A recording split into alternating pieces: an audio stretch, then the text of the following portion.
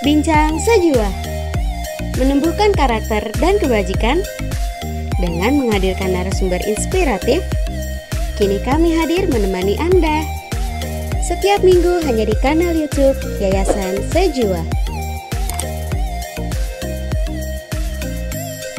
Jangan lupa subscribe dan bunyikan loncengnya ya. Saya rasa apa yang di-sharingkan Mas Rian juga Mbak Petris ini sangat luar biasa ya. Artinya bagaimana mereka memulai dengan melihat apa yang ada dalam kesenangan anak-anak ya melalui metode bermain. Tadi ada kata-kata kan Mbak Petrisnya bilang dimulai dengan bermain, yuk dek kita main-main, tetapi sebenarnya di situ ada proses edukasi. Nah ini saya rasa bermain, apalagi bermain di alam, apalagi di film tadi ya kita dengar anak-anak bahkan hidup di dekat hutan, tetapi dia tidak tahu hutan ini isinya apa, mengapa seperti itu, apa makna hutan bagi hidup mereka. Nah saya rasa ini sesuatu yang memang sangat luar biasa, artinya proses pendidikan itu memang harus dimulai dari konteks lingkungannya. Karena kalau tidak belajar dari lingkungan sekitar, tentu mereka tidak dapat menghayati makna hidup mereka sendiri, gitu. Sekolah-sekolah seringkali mengasingkan malahan kan, artinya apa yang dipelajari anak-anak itu jauh dari apa yang mereka lihat, mereka alami, mereka dengar.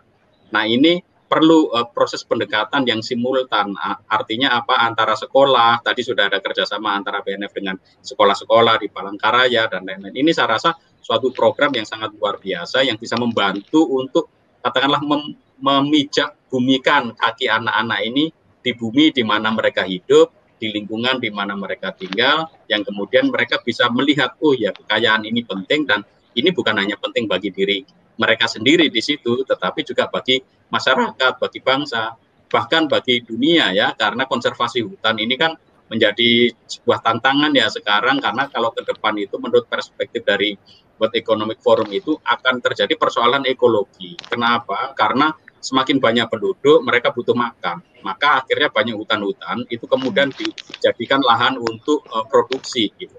Lalu kemudian apa dampaknya ya ekosistem hilang, banyak katakanlah binatang-binatang yang ada kekayaan hayati, tanaman-tanaman, hewani, flora dan faunanya, ini semua kemudian bisa berkurang dan menghilang. Saya rasa ini sesuatu yang memang perlu menjadi perspektif bagi siapapun yang terlibat di dalam dunia pendidikan. Tapi lebih dari itu saya sebenarnya tadi itu mau bertanya nih Mbak Petrisia ya, atau mungkin Mas Rian nanti boleh menjawabnya. Saya kadang-kadang itu melihat ada dua orang di sini, Mas Rian dan Mbak Petrisia, yang sangat getol dan semangat untuk menularkan semangat cinta lingkungan ini.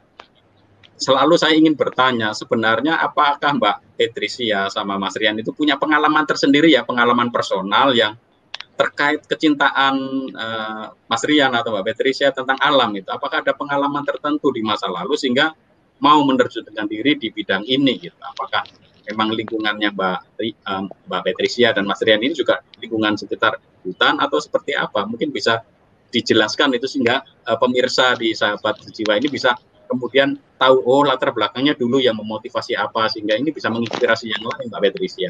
Apakah bisa di-sharingkan? Tadi kalau nggak salah pernah ikut kegiatan volunteer juga gitu ya, mungkin itu menarik juga di-sharingkan di sini.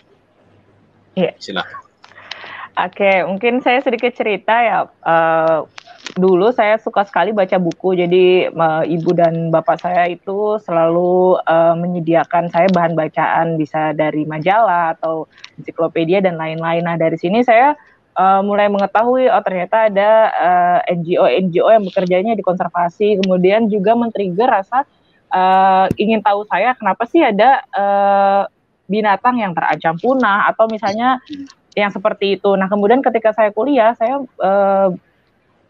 bertemu dengan orang-orang yang mengajak saya untuk jadi volunteer atau relawan dalam sebuah NGO konservasi.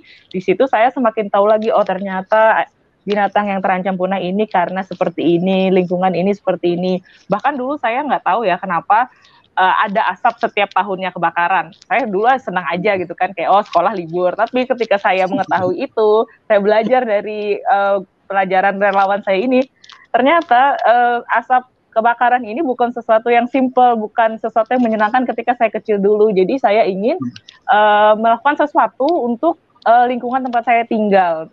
Jadi saya tidak mau itu bermanfaat untuk saya sendiri. Saya ingin orang lain pun tahu. Makanya dari itu saya berakhir sebagai environmental educator karena saya mau anak-anak juga merasakan bahwa masalah-masalah lingkungan itu bukan masalah yang biasa, bukan masalah yang setiap tahunnya kita alami dan kemudian nanti akan hilang, tapi kita perlu action atau sesuatu hal yang bisa kita lakukan untuk lingkungan kita. Seperti itu. Mungkin Mas Rian? Ya, kalau Mas Rian bagaimana? Kalau saya dulu memang tinggal di wilayah yang memang nggak jauh dari hutan. Artinya orang tua tuh memang mendorong sekali untuk kegiatan-kegiatan berhubungan dengan alam, camping gitu-gitu, disuruh banget. Tapi ada satu pengalaman sebenarnya waktu saya selesai kuliah, itu saya ada kesempatan untuk volunteer di Australia pada waktu itu di kegiatan Conservation Council di Australia Barat. Dan itu tuh saya ikut kegiatan mereka volunteering, yang saya lihat kok di sana itu justru orang-orang yang maaf udah senior, udah berumur, tapi semangatnya untuk jaga lingkungan tuh gila-gilaan. Dan dari situ saya kayak yang udah maksudnya biasanya udah harus istirahat di rumah, itu tuh masih ikut bersih pantai gitu kan, itu kayak nampar diri sendiri gitu. Ketika balik ke Indonesia, saya harus ikut nih, saya harus cari organisasi lingkungannya nih, itu. Makanya waktu itu akhirnya ketemu teman-teman organisasi duta lingkungan sama ketemu teman-teman dari organisasi rehabilitasi orang hutan di Kalbar pada waktu itu. Saya akhirnya bergabung, dari situlah karir saya di konservasi dan saya nemuin ini nih path saya gitu. Jadi walaupun tidak menjadi guru di sekolah, guru informal pun tetap bisa memberikan manfaat apalagi untuk lingkungan gitu. Oke, baik, terima kasih. Jadi tadi baik Mas Rian maupun Mbak Patricia mengatakan ada semangat voluntarisme ya, artinya kan memilih kegiatan yang dengan bebas dilakukan untuk melihat dan memperkaya passion, rasa komitmen dalam diri kita, terutama kalau Mbak Patricia kan ingin menyelesaikan masalah lingkungan juga ya, artinya dulunya senang libur karena ada kebakaran hutan, tapi sekarang ternyata nggak senang itu juga, ini masalahnya kompleks dan ini bisa merusak banyak lingkungan. Nah, saya rasa sahabat sejiwa juga perlu melihat nih bagaimana di sekolah-sekolah kita semangat untuk membentuk karakter itu bisa bertumbuh melalui voluntarisme itu. Maka di salah satu buku saya juga kami jelaskan bahwa voluntarisme ini perlu ditumbuhkan. Biasanya kan anak-anak melaksanakan kegiatan kan diwajibkan sekolah nih, kegiatan ekstrakurikuler wajib mengambil 2 atau 3 misalkan. Nah, sekarang kita mungkin bisa memberi ruang kebebasan bagi anak-anak untuk melaksanakan apa yang mereka sukai dengan voluntarisme, entah dengan organisasi lingkungan dan lain-lain yang mereka punya passion. Siapa tahu nanti kemudian bisa bertumbuh nih menjadi passionnya seperti Mbak Patricia yang kemudian menjadi edukator lingkungan untuk konservasi lingkungan, atau kemudian Mas Rian. Saya rasa ini Mbak Dina dan teman-teman sesuatu yang sangat menarik bagi saya, dan memang untuk pendidikan karakter itu untuk menumbuhkan nilai-nilai kebaikan memang harus bermula dari passion. Jadi intinya saya mau berbuat baik untuk apa bagi diri saya dan bagi orang lain. Nah, perbuatan baik inilah yang kemudian harus ditemukan oleh anak-anak ini melalui ruang-ruang terbuka. Artinya tadi ada pengalaman, ada kesempatan, dan saya meminta Mas Rian dan Mbak Patricia untuk lebih banyak nih mensosialisasikan pada sekolah bahwa ini loh terbuka kesempatan untuk mengembangkan diri, berpartisipasi di dalam konservasi lingkungan, dan ini juga menjaga alam kita sendiri ya. Sekarang ini kita apalagi di masa pandemi ini kan kita melihat tampaknya ini alam ini harus kayak break dulu ya.